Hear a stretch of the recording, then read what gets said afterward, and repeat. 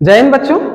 जैसा कि हम रिवीजन सीरीज स्टार्ट किए हैं हमने, तो रिवीजन सीरीज का ये सेकंड चैप्टर है, सेकंड नहीं फर्स्ट चैप्टर ही है। फर्स्ट चैप्टर की ये सेकंड वीडियो है। पहली वीडियो हमने अपलोड किया था जिसमें लेसन के बारे में हमने सारी चीजों को समझा था। आज हम उसके प्रश्न उत्तरों को समझेंगे कि किस टाइप के प्रश्न और उत्तर बनते हैं। पूरा का पूरा ये क्वेश्चन बैंक यानी प्रश्न बैंक से आपको दिया हुआ है। आप देख सकते हैं अति लघु उत्तरीय प्रश्न, इसी प्रकार से लघु उत्तरीय प्रश्न होंगे, फिर दीर्घ उत्तरीय प्रश्न होंगे। ठीक है, तो आइए शुरू करते हैं। हमारा फर्स्ट चैप्टर है ये, अध्याय 1 है। आपको पता है सोशल साइंस हम पढ़ रहे थे। अध्याय 1 संसाधन एवं विकास। तो संसाधन क्या है इसकी डेफिनेशन हमने कल बात भी किए थे।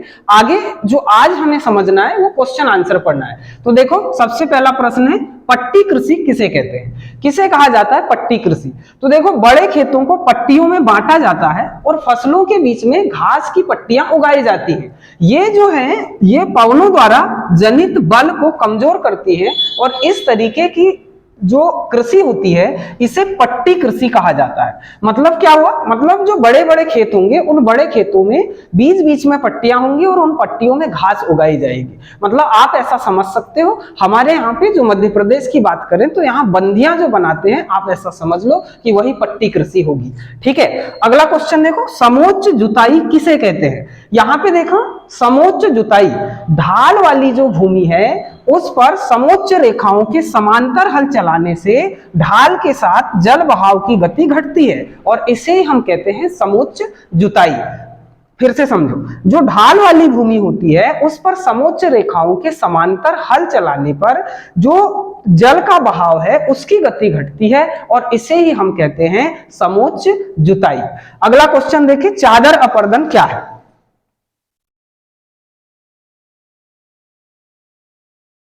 देखिए चादर अपर्दन किसे कहते हैं। चादर अपर्दन इंपॉर्टेंट क्वेश्चन बनता है, आप लोग ध्यान से देखें। कई बार जो जल है विस्तृत क्षेत्र को ढके हुए ढाल के साथ नीचे की ओर बहता है। ऐसी स्थिति में इस क्षेत्र की ऊपरी मृदा घुलकर जल के साथ बह जाती है और इसे ही चादर अपर्दन कहते हैं। मतलब ये हुआ कि जो जल है, बारिश है, बहुत तेज बारिश हुई तो हम कहेंगे जो तेज बारिश है तो उस जल के बहाव के साथ में जो ऊपरी मृदा है वो बह जाएगी और इसे ही हम कहेंगे चादर अपर्दन। क्योंकि आपको पता है सॉइल इरोजन या मृदा अपर्दन क्या है, तो मिट्टी की सतह का धीरे धीरे नष्ट होना क्या कहलाता है, मृदा अपर्दन। उसी से संबंधित वर्ड है चादर अपर्दन। अगला क्वेश्चन देखें, राष्ट्रीय संसाधन किसे कहते हैं। जैसे हमने बात किए थे कि जो संसाधन होते हैं कुछ निजी स्वामित्व के होते हैं, कुछ सहकारी भी होते हैं, वैसे ही एक राष्ट्रीय संसाधन होगा।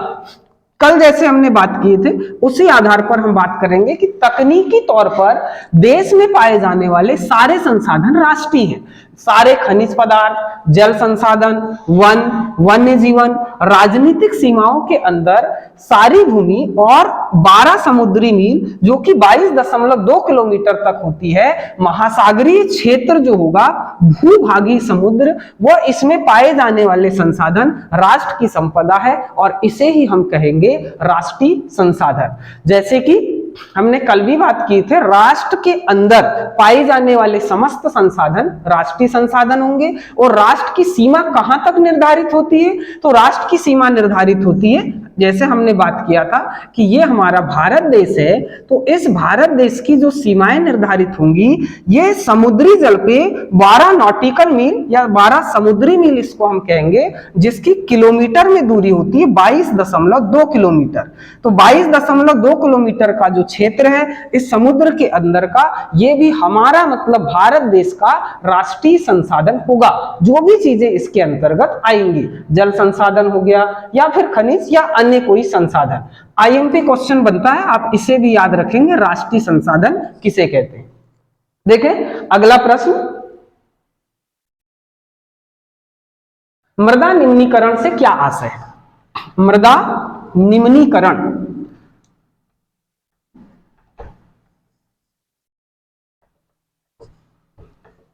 देखिए मृदा निम्नीकरण का मतलब ऐसा नहीं है कि कोई भूमि ऊंची है तो नीची हो गई। निम्नीकरण का मतलब है मृदा की गुणवत्ता में कमी होना। क्या होना, मृदा की गुणवत्ता में कमी। मानव क्रियाकलापों के कारण भूमि की गुणवत्ता कम हो जाना मृदा निम्नीकरण कहलाता है। अगला क्वेश्चन देखिए, उत्पत्ति के आधार पर संसाधन के प्रकार। तो उत्पत्ति के आधार पर संसाधन दो प्रकार के होते हैं, एक होता है जैव संसाधन, दूसरा होता है अजैव संसाधन। ऐसे संसाधन जो जैवमंडल से प्राप्त होते हैं उन्हें हम कहते हैं जैव संसाधन। जिनमें जीवन पाया जाता है ऐसे संसाधनों को जैव संसाधन कहेंगे, जैसे मानव, वनस्पति जात, प्राणी जात, मत्स्य जीवन और पशुधन इत्यादि। दूसरा है अजैव संसाधन। वे संसाधन जो निर्जीव वस्तुओं से बनते हैं उनको हम कहते हैं अजैव संसाधन। अब निर्जीव वस्तुओं से कैसे, जैसे हमने कहा चट्टाने और धातुएं। अब धातुओं को तो आप जानते ही, चूना पत्थर हो गया या लोहा हो गया, अन्य जो धातुएं हैं ये सब धातुएं क्या हैं, अजैव हैं, और इसीलिए हम इन्हें कहेंगे अजैव संसाधन। अगला प्रश्न देखें, कृषि के लिए उपलब्ध भूमि के कोई दो बिंदु लिखिए। कृषि के लिए अनुपलब्ध भूमि, तो कृषि के लिए अनुपलब्ध भूमि के कोई दो बिंदु कौन कौन से। अनुपलब्ध का मतलब अयोग्य भूमि है, तो कौन कौन से। एक कहेंगे हम बंजर तथा कृषि अयोग्य भूमि। दूसरा है गैर कृषि प्रयोजनों में लगाई गई भूमि, जैसे इमारत, सड़क, ये क्या है, सड़कों पर हम खेती तो कर नहीं सकते, तो हम इन्हें कहेंगे ऐसी भूमि जो कृषि के लिए अनुपलब्ध है, जो कृषि हम जिस पर नहीं कर सकते। एक तो बंजर भूमि हो गया, दूसरा हो गया कृषि प्रयोजनों में, अन्य प्रयोजनों में लगाई गई भूमि, जैसे इमारत, सड़क, उद्योग आदि। अगला है सकल कृषित क्षेत्र कौन सा कहलाता है, या सकल कृषि क्षेत्र कौन सा कहलाता है। तो देखें, एक कृषि वर्ष में एक बार से अधिक बोए गए क्षेत्र को शुद्ध बोए गए क्षेत्र में जोड़ दिया जाए तो वह सकल कृषि क्षेत्र कहलाएगा। जैसे हमने कहा कि एक साल में जो भी कृषि की जा रही है एक से अधिक बार, जैसे आपने एक ही जगह पे आपने गेहूं बो दिया, फिर गेहूं के बाद में आपने अन्य फसल बो दी, या हमने के पहले आपने धान बोया फिर गेहूं बोया, तो एक से अधिक फसल बोई एक ही जगह पर। तो हम यही बात कहेंगे कि एक कृषि वर्ष में एक बार से अधिक बोए गए क्षेत्र को शुद्ध बोए गए क्षेत्र में जोड़ दिया जाए तो वह सकल कृषि क्षेत्र कहलाएगा, सकल कृषि क्षेत्र। ठीक, अगला क्वेश्चन देखें।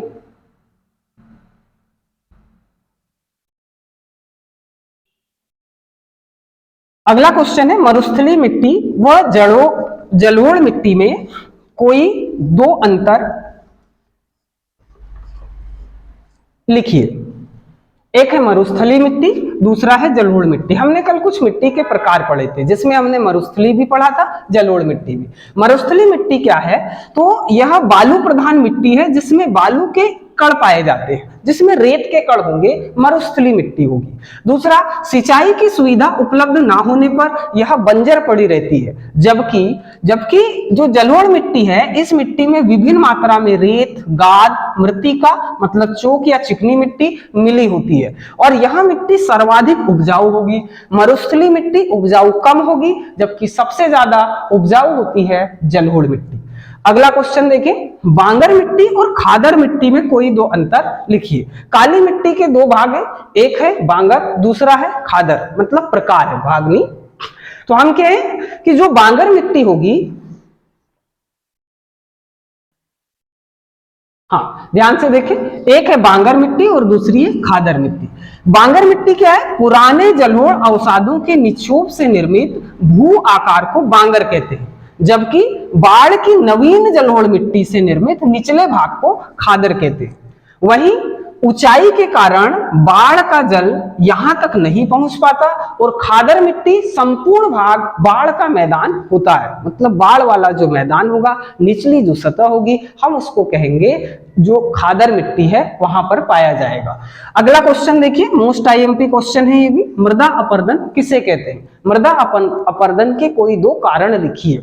मृदा अपरदन क्या है, तो मृदा के कटाव और उसके बहाव की प्रक्रिया को मृदा अपरदन कहा जाता है। मतलब मृदा का जो कटना है, अब वो बारिश के कारण हो सकता है या किसी अन्य कारण से भी हो सकता है। तो मृदा का यानी भूमि की जो ऊपरी सतह है इसका कटाव होना और उसके बहाव की जो प्रक्रिया है इसी को मृदा अपरदन कहते हैं। इसके कारण क्या है, तो इसका कारण है पहला वनों का नाश, देखिए, वन जो है, वन मृदा अपरदन को रोकते हैं, लेकिन अगर जंगलों को साफ कर दिया जाए, वन उन्मूलन कर दिया जाए, तो क्या होगा? वन उन्मूलन से जो मृदा की सतह है वो धीरे धीरे नष्ट होती जाएगी। जैसे कृषि के लिए जो भूमि का विस्तार करने, जलाने, इमारती लकड़ी की बढ़ती हुई मांग को पूरा करने के लिए पिछले कई वर्षों से वनों का विनाश हो रहा है, फलतः पानी को नियंत्रित करने की शक्ति घटी है और भूमि का कटाव बढ़ गया है। मृदा अपरदन का यह प्रमुख कारण है वनों का कटाव, वनों का विनाश या वन उन्मूलनीकरण। दूसरा है, अगर हम मृदा अपरदन की बात करें तो मृदा अपरदन का दूसरा प्रमुख कारण है अत्यधिक पशुचारण।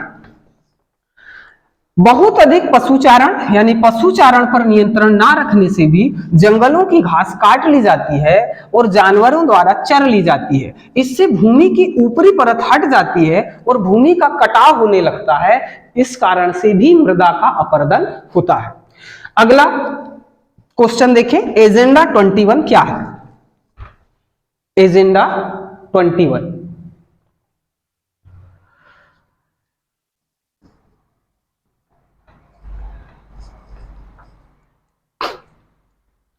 एजेंडा 21 देखिए, एजेंडा 21 यह एक घोषणा है जिसे 1992 में ब्राजील के शहर रियो डी जेनेरो में संयुक्त राष्ट्र पर्यावरण और विकास सम्मेलन के तत्वाधान में राष्ट्राध्यक्षों द्वारा स्वीकृत किया गया था। एजेंडा 21 क्या है? तो हम कहेंगे 1992 में रियो डी जेनेरो में, जो कि एक ब्राजील का शहर है, वहां पर संयुक्त राष्ट्र की एक संस्था है जिसका नाम है संयुक्त राष्ट्र पर्यावरण और विकास सम्मेलन। उसके तत्वाधान में कुछ राष्ट्राध्यक्षों के द्वारा क्या किया गया था? पर्यावरण को बचाने के लिए कुछ वादे किए गए थे और इसी को हम एजेंडा 21 के नाम से जानते हैं। अब ये क्या वादे थे हम बाद में अध्ययन करेंगे या जब विस्तार से पढ़ेंगे तब हम देखेंगे। अभी सिर्फ आपको इतनी बात याद रखना है कि एजेंडा 21 सिर्फ एक घोषणा है और यह घोषणा पूरी हुई या नहीं हुई इसकी बात हम बाद में करेंगे। तो यह एक घोषणा है जिसे 1992 में 1992 में ब्राजील के शहर रियो डी जेनेरो में संयुक्त राष्ट्र पर्यावरण और विकास सम्मेलन के तत्वाधान में राष्ट्राध्यक्षों के द्वारा स्वीकृत किया गया था। अगला क्वेश्चन देखिए, काली मिट्टी की कोई दो विशेषताएं लिखिए। काली मिट्टी की क्या विशेषताएं हैं? काली मिट्टी की विशेषताएं हैं कि सबसे पहली बात, यह बहुत चिकनी होती है। कैसी होती है? बहुत महीन मृत्तिका, जिसको हम चीका कहते हैं, से बनी हुई होती है। दूसरा है, इसकी अधिक समय तक नमी धारण करने की क्षमता प्रसिद्ध है, या हम कहें कि इसमें नमी धारण करने की क्षमता सर्वाधिक होती है। मतलब चिकनी मिट्टी में अगर हमने पानी डाल दिया तो वो बहुत देर तक पानी को कैसा करके रखेगा? सोख करके रखेगा। हम ये कहें कि वो जल धारण करने की जो क्षमता है उसकी सर्वाधिक होती है। अगला क्वेश्चन देखिए, संसाधन किसे कहते हैं? संसाधन किसे कहते हैं? यहां पे ध्यान दें, संसाधन किसे कहते हैं? जैसे कि हमने बात की थी कि वह कोई भी चीज, कोई भी वस्तु जो हमारे काम में आए वह संसाधन है, जो हमारे विकास के काम में आए वह संसाधन है। तो कोई भी वस्तु या तत्व तभी संसाधन कहलाता है जब उससे मानव किसी आवश्यकता की पूर्ति होती है। मानव के किसी आवश्यकता की पूर्ति होती है। जैसे जल एक संसाधन है क्योंकि इससे मनुष्यों व अन्य जीवों की प्यास बुझती है। खेतों में फसलों की सिंचाई होती है और यह स्वच्छता प्रदान करने, भोजन पकाने आदि कार्यों में हमारे लिए आवश्यक होता है। इसी प्रकार वे सभी पदार्थ जो मानव की आवश्यकताओं की पूर्ति में सहायक हैं, संसाधन कहलाते हैं। वे सभी पदार्थ जो मानव की आवश्यकताओं की पूर्ति में सहायक होते हैं, क्या कहलाते हैं? संसाधन कहलाते हैं। अगला क्वेश्चन देखिए, समाप्यता के आधार पर संसाधनों के प्रकारों के नाम लिखिए।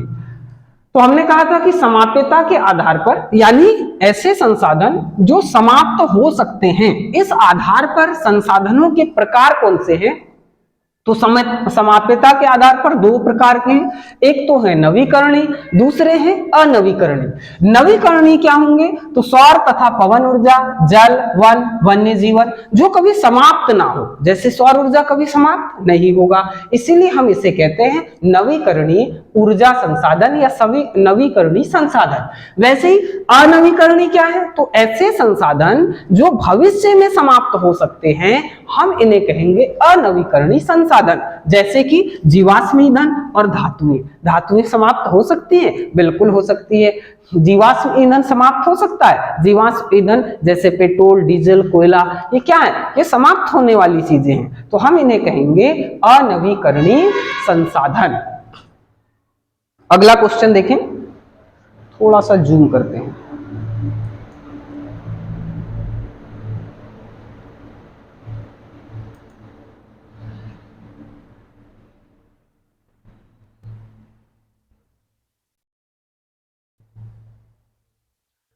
नेक्स्ट क्वेश्चन है, मृदा संरक्षण के कोई दो उपाय लिखिए। मृदा संरक्षण के क्या उपाय हैं? तो सबसे पहली बात है कि मिट्टी की उर्वरता बनाए रखने के लिए वैज्ञानिक तरीकों को अपनाना चाहिए। दूसरी बात, मिट्टी की उर्वरता को बनाए रखने के लिए रासायनिक उर्वरकों के साथ साथ जैविक खादों को भी प्रयोग में लाना चाहिए। हम रासायनिक उर्वरकों का उपयोग तो बहुत करते हैं, लेकिन जैविक खाद का उपयोग कम करते हैं। लेकिन यदि हमें मृदा का संरक्षण करना है तो जैविक खादों का भी उपयोग करना चाहिए। दूसरी बात, मिट्टी की उर्वरता को बनाए रखने के लिए वैज्ञानिक तरीकों को अपनाना चाहिए। अगला क्वेश्चन देखिए, नवीकरणीय संसाधन किसे कहते हैं? नवीकरणीय संसाधन किसे कहते हैं? उदाहरण दीजिए। नवीकरणीय संसाधन, अभी हमने बात किया था कि ऐसे संसाधन वे संसाधन जिन्हें भौतिक, रासायनिक या यांत्रिक प्रक्रियाओं द्वारा नवीकृत या पुनः उत्पन्न किया जा सकता है, हम उन्हें नवीकरणीय संसाधन कहते हैं या पुनः पूर्ति योग्य संसाधन कहते हैं। उदाहरण के लिए सौर ऊर्जा, पवन ऊर्जा, जल ऊर्जा, वन तथा वन्य जीवन। वनों को भी हम एक बार काट करके वापस से लगा सकते हैं, मतलब क्या है? ये नवीकरणीय संसाधन कहलाएंगे। अगला प्रश्न देखिए, अनवीकरणीय संसाधन किसे कहते हैं? अनवीकरणीय संसाधन किसे कहते हैं? तो अनवीकरणीय संसाधन क्या है? ये दोनों क्वेश्चन इंपॉर्टेंट होंगे, नवीकरणीय और अनवीकरणीय। तो ध्यान से देखें, अनवीकरणीय संसाधन, इन संसाधनों का विकास एक लंबे भूवैज्ञानिक अंतराल में होता है। भूवैज्ञानिक अंतराल का मतलब वर्षों लगते हैं, लाखों वर्ष भी लग सकते हैं इस प्रकार के संसाधन को बनने में। जैसे कोयला को बनने में कई सालों का समय लगता है, 2-4 सालों की प्रक्रिया नहीं है। पेट्रोलियम को बनने में लाखों वर्ष लगते हैं, ठीक है। तो हम कहें अनवीकरणीय संसाधन, इन संसाधनों का विकास एक लंबे भूवैज्ञानिक अंतराल में होता है और खनिज तथा जीवाश्म ईंधन इस प्रकार के संसाधनों के उदाहरण हैं। इनके बनने में लाखों वर्ष लग जाते हैं। इनमें से कुछ संसाधन जैसे धातुएं पुनः चक्रीय हैं, कुछ संसाधन जैसे जीवाश्म ईंधन अचक्रीय हैं, जो एक बार प्रयोग में लाए जा सकते हैं और एक बार प्रयोग में लाने के साथ ही समाप्त हो जाते हैं, ठीक है। अगला क्वेश्चन देखें, मरुस्थलीय मृदा की कोई दो विशेषताएं बताइए। तो मरुस्थलीय मृदा, जैसे हमने बात की थी, मिट्टी के कुछ प्रकार होते हैं, आपने जलोढ़ मृदा पढ़ा। अभी आगे आप देख रहे हैं मरुस्थलीय मृदा की विशेषताएं क्या क्या है। तो सबसे पहली बात, यह मिट्टी दक्षिण पश्चिम मानसून के द्वारा कच्छ के रण की ओर से उड़कर भारत के पश्चिमी शुष्क प्रदेश में जमी हुई है।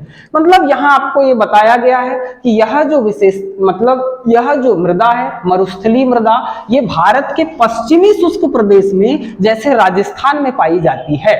दूसरी बात, यह बालू प्रधान मिट्टी है जिसमें बालू के कण मोटे होते हैं। बालू के कण मोटे का मतलब इसमें रेतीली मिट्टी है।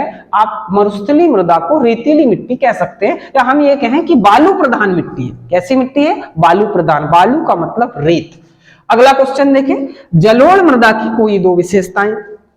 तो एक मरुस्थलीय मृदा की विशेषता होगी जो भारत के पश्चिमी शुष्क प्रदेश में है, और और दक्षिण पश्चिम मानसून द्वारा कच्छ के रन की ओर उड़कर भारत के पश्चिमी शुष्क प्रदेश में जमा हुई है। अगला प्रश्न देखिए, जलोढ़ मृदा की कोई दो विशेषताएं। जलोढ़ मृदा की क्या विशेषताएं हैं? तो इस मिट्टी में विभिन्न मात्रा में रेत, गाद तथा मृत्तिका यानी चौक वाली मिट्टी मिली होती है। यह मिट्टी सबसे अधिक उपजाऊ भी होती है।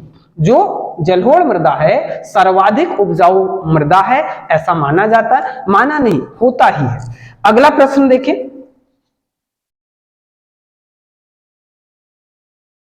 भारत में भू संसाधन का उपयोग किन उद्देश्यों से किया जाता है? कोई दो उद्देश्य लिखिए।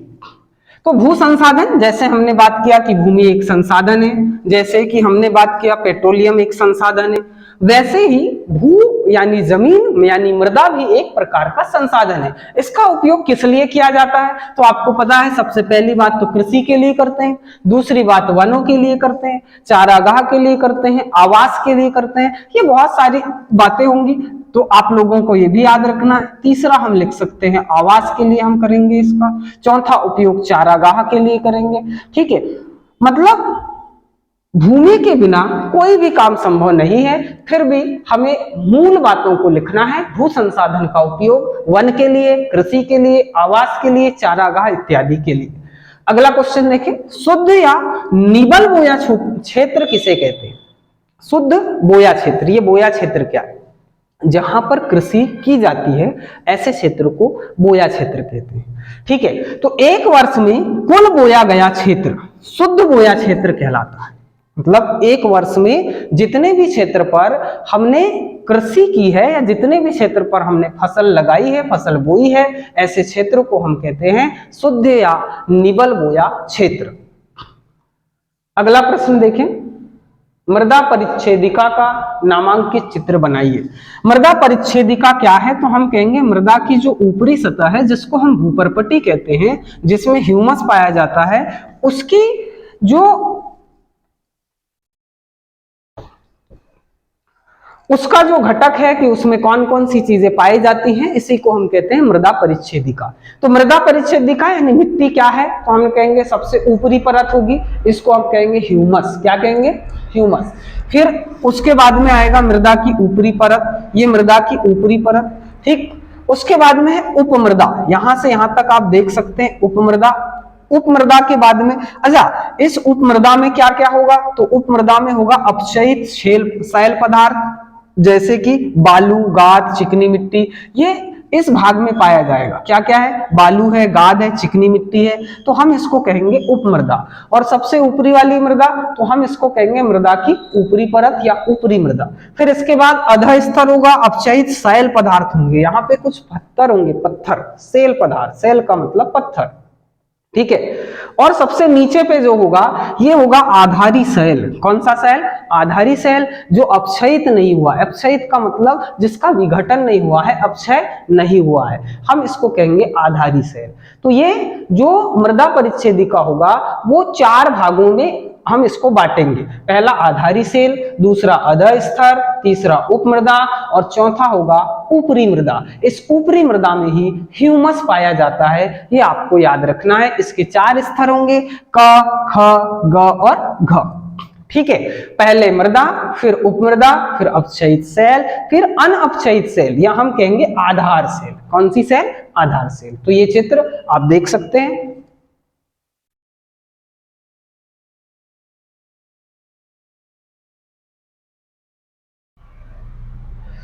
अगला प्रश्न देखें, स्वामित्व के आधार पर संसाधन के प्रकारों की विवेचना कीजिए या संसाधनों के प्रकार लिखिए। तो स्वामित्व के आधार पर संसाधन कौन कौन से प्रकार के होंगे? हम कहेंगे चार प्रकार के होंगे। एक तो होंगे व्यक्तिगत संसाधन, जिसको हम निजी संसाधन भी कहेंगे, जो हमारे खुद के होंगे। जैसे जैसे ये मार्कर, ये हमारा खुद का है, तो ये हमारा निजी संसाधन है, जिससे कि हम आपको पढ़ा रहे हैं या बता रहे हैं। वैसे ही हमने कहा दूसरे प्रकार के संसाधन होंगे सामुदायिक स्वामित्व वाले संसाधन। ये सामुदायिक स्वामित्व वाले संसाधन क्या होंगे? तो हमने कहा ऐसे संसाधन होंगे जहां पर पूरे के पूरे समुदाय का, पूरे के सभी लोगों का उस पर स्वामित्व होगा, जिस पर अधिकार होगा। ऐसे संसाधनों को हम कहेंगे सामुदायिक स्वामित्व वाले संसाधन, जैसे गार्डन हो गया, गार्डन में कोई भी जा सकता है। जैसे सड़क हो गए, तो सड़क क्या है, एक संसाधन है जिस पर हर कोई चल सकता है। तो हम कह रहे हैं कि ऐसे संसाधन सामुदायिक स्वामित्व वाले संसाधन होंगे। तीसरे प्रकार के संसाधन होंगे राष्ट्रीय संसाधन, जो राष्ट्र की सीमा के अंदर पाए जाएंगे। 12 समुद्री मील दूरी तक राष्ट्र की सीमा होती है, जिसका मतलब है 22.2 किलोमीटर। अगला है अंतरराष्ट्रीय संसाधन। अंतरराष्ट्रीय संसाधन देश की सीमा के बाहर जो भी संसाधन होगा हम उसे कहेंगे अंतरराष्ट्रीय संसाधन, मतलब अपने देश की नहीं, समस्त देशों की सीमा के बाहर ऐसे संसाधनों को हम अंतरराष्ट्रीय संसाधन कहेंगे। तो 4 प्रकार के संसाधन आपको याद होंगे। एक तो होगा क्या, व्यक्तिगत, दूसरा होगा कौन सा संसाधन, सामुदायिक स्वामित्व वाला, तीसरा संसाधन होगा राष्ट्रीय और चौथा होगा अंतरराष्ट्रीय। अगला प्रश्न देखें, भारत में संसाधनों के संरक्षण के कोई 2 उपाय लिखिए। संसाधनों का संरक्षण कैसे कर सकते हैं, आईएमपी क्वेश्चन बनेगा कि भारत में संसाधनों का संरक्षण किस प्रकार किया जा सकता है। तो हम कहेंगे संसाधनों के विदोहन पर उचित नीति बनाना चाहिए और नियंत्रण करना चाहिए। कि संसाधनों का विदोहन पर उचित नियंत्रण का क्या मतलब है, हमने कहा कि जो संसाधन होते हैं इस पर सबका अधिकार होता है। अगर सबका अधिकार है तो इसका किस तरीके से यूज किया जाए, इसी को हम कहेंगे उचित नीति बनाना चाहिए उसके विदोहन पर। ऐसा नहीं है कि संसाधन अगर हैं तो उनका दुरुपयोग किया जाए, बहुत अच्छे से मतलब नीति बना करके नीतिगत तरीके से उनका उपभोग किया जाए, पहला पॉइंट। दूसरी बात, संसाधनों के विवेकपूर्ण उपयोग के लिए नियोजन एक सर्वमान्य नीति होनी चाहिए या सर्वमान्य रणनीति होनी चाहिए कि संसाधनों का विवेकपूर्ण उपयोग हो और उसका नियोजन हो। अगला क्वेश्चन देखें, मृदा अपरदन के संसाधनों के अंधाधुंध उपयोग से होने वाली 2 समस्याएं। अब मृदा अपरदन आपने देखा कि मृदा की ऊपरी सतह का धीरे धीरे नष्ट हो जाना क्या कहलाता है, मृदा अपरदन कहलाता है। इससे क्या समस्याएं उत्पन्न होंगी, तो सबसे पहली बात, कृषि के गलत तरीकों से मृदा अपरदन होता है। दूसरी बात, मानवीय क्रियाओं जैसे वन उन्मूलन, अति पशुचारण, निर्माण और खनन, प्राकृतिक तत्व जैसे पवन, हिमनदी और जल मृदा अपरदन करते हैं। तो मृदा अपरदन कौन कौन करता है, मृदा अपरदन करता है मानवीय क्रियाएं, वनोन्मूलन का मतलब वनों की कटाई, फिर है अति पशुचारण, निर्माण और खनन, प्राकृतिक तत्व जैसे कि पवन, हिमनदी और जल, ये मृदा का अपरदन करते हैं। अगला क्वेश्चन देखें, भारत में पाई जाने वाली किन्हीं 2 मृदाओं की विशेषताएं लिखिए। अब भारत में कौन कौन सी मृदा पाई जाती है, तो काली मृदा पाई जाती है, जलोढ़ मृदा पाई जाती है, लेटेराइट मृदा पाई जाती है, मरुस्थली मृदा पाई जाती है। तो हम कहेंगे मरुस्थली मृदा की विशेषताएं और जलोढ़ मृदा की विशेषताएं आप इसमें बता सकते हैं। अगला प्रश्न देखिए, संसाधनों के अंधाधुंध उपयोग से उत्पन्न होने वाली कोई 2 समस्याएं लिखिए।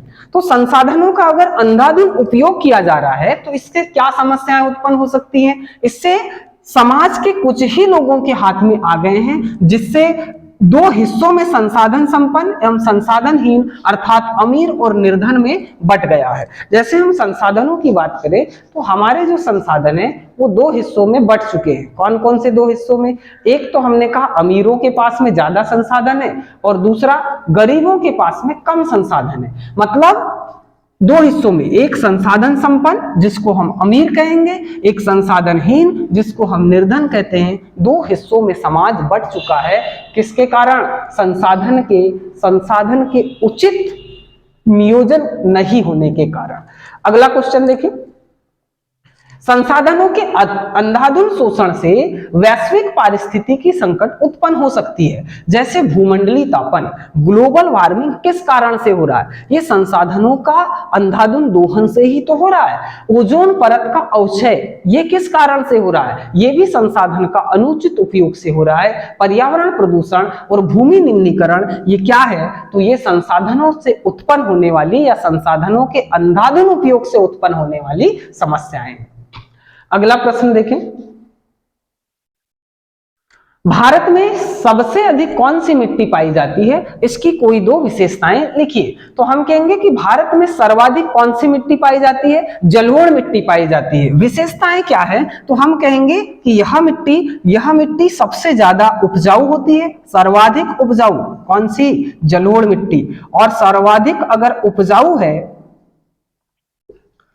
सबसे पहली बात तो यही है कि यह जो मिट्टी है सर्वाधिक उपजाऊ है। दूसरी बात या दूसरी विशेषता आप ये बता सकते हैं कि यह मिट्टी बालू से किस किस से मिलकर बनती है, बालू से, गाद से, इसमें गाद भी होता है। गाद का मतलब जो मिट्टी बह करके जाती है और उसके साथ में जो चिकनी परत नीचे जम जाती है, हम उसी को कहते हैं गाद।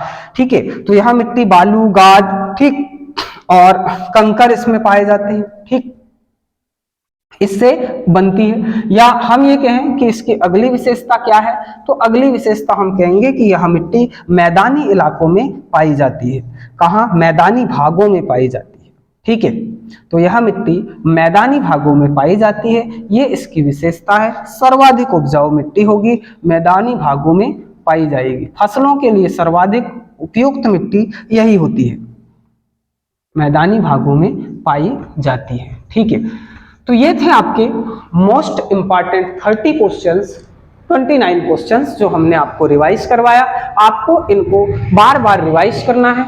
इसकी जो पीडीएफ है हम आपको व्हाट्सएप ग्रुप पे और व्हाट्सएप चैनल पे, साथ में हमने टेलीग्राम चैनल बनाया हुआ है, तो वहां पर भी हम आपको प्रोवाइड करवा देंगे। आप इसको 2-4 बार पढ़िएगा एग्जाम से पहले। वैसे ही हम ये कहें कि आपके एग्जाम अभी अर्धवार्षिक हैं, उसके बाद में वार्षिक भी होंगे, तो दोनों एग्जामिनेशंस के लिए ये महत्वपूर्ण है।